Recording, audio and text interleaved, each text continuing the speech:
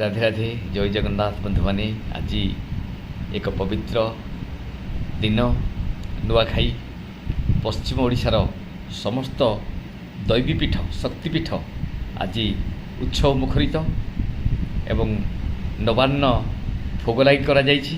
ଆଜି ଦିନରେ ପ୍ରଥମେ ଦୈବୀପୀଠରେ ନବାନ୍ନ ଭୋଗ ଲାଗି କରାଯିବା ପରେ ସମସ୍ତ ପଶ୍ଚିମ ଓଡ଼ିଶାର ଅଧିବାସୀମାନେ ଆଜି ଉତ୍ସବରେ ମାତିଛନ୍ତି।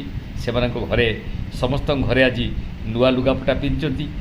ନୂଆ ଅନ୍ନରେ ତିଆରି ହୋଇଛି ଖାଦ୍ୟଦ୍ରବ୍ୟ ବିଭିନ୍ନ ପ୍ରକାର। ଆଜି ଜଣେ ବନ୍ଧୁ କହୁଥିଲେ ଆଜି 6 ତିଅଣ 9 ଭଜା ସେମାନଙ୍କ ଘରେ ସବୁ ହେଇଛି। ତେଣୁ ସେ ଦୃଷ୍ଟିରୁ ଆଜି ମୁଁ ପ୍ରଥମେ ସମସ୍ତ ଦୈବୀପୀଠରେ ଥିବା ଶକ୍ତି ସ୍ୱରୂପିଣୀ ମା ଠାକୁରାଣୀମାନଙ୍କୁ ଭକ୍ତିପୂତ ପ୍ରଣାମ ଜଣାଉଛି ଏବଂ ନୂଆଖାଇ ଅବସରରେ ପଶ୍ଚିମ ଓଡ଼ିଶାରେ ଥିବା ସମସ୍ତ ଅଧିବାସୀମାନଙ୍କୁ ମୁଁ ମୋର ଆନ୍ତରିକ ଶୁଭ କାମନା ଜ୍ଞାପନ କରୁଛି। ଆଉ ବୟସ୍କମାନଙ୍କୁ ମୋର ପ୍ରଣାମ ଜଣାଉଛି, ସାନମାନଙ୍କୁ ମୋର ଶୁଭାଶିଷ ଜଣାଉଛି।